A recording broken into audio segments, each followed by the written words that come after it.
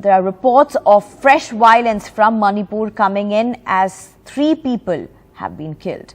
Cops say the deaths occurred in the Ukhrul district. This is almost coming 12 days after calm across Manipur. There are 3 people, at least 3 people who have been killed according to the reports that have emerged.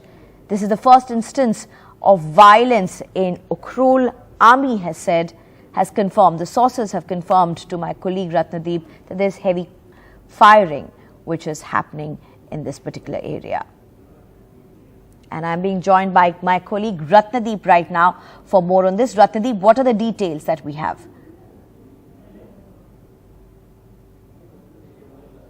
Well, what we are picking up from both army sources and police sources is that what they have confirmed is that at least 3 people have been found dead in this heavy firing which has taken place since this morning. In the early hours, this firing started at Thowai village, which is on the border of the hills and the valley region towards Ukhrul. Technically, it is part of Ukhrul district, but it is near to a place called Litan, which is in Ukhrul district. And but these areas are largely again the fringe areas, the border areas. Remember, everywhere the theater of action had been the border areas between the hills and the valleys. And this area, although Ukhrul district, remember, is a Naga dominated district, but these fringe areas with the valley have a lot of Kuki villages as well as Meitei villages very close by. But what is significant to note that in the fringe areas between the hills and the valleys in the Naga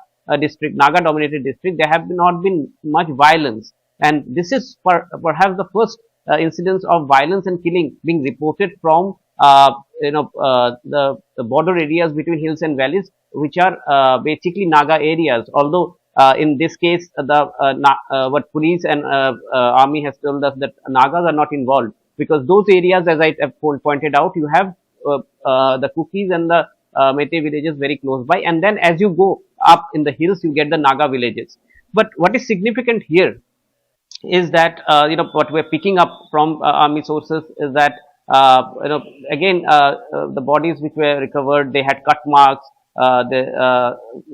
some of their limbs were chopped off, so they were killed in a very gruesome manner. In the last killing that took place in Kwakta in Bishnupur district on August 6, where 3 people again died, they were also killed in a very gruesome manner. So it seems that after there was a lull, and even Prime Minister had pointed out to the fact that there is an improvement. It was evident that the government would try to bring in peace, but this kind of incident just goes to show that the theater of action now, it seems, the theater of conflict is also changing. And if that is happening, that would be a reason of concern, because the Naga groups have time and again told the 2 warring factions, the Kukis and the Meiteis, to keep them out of it and to not involve in their areas. And this time that this has taken place technically in a Naga dominated district, this is a new development. Also, given the fact that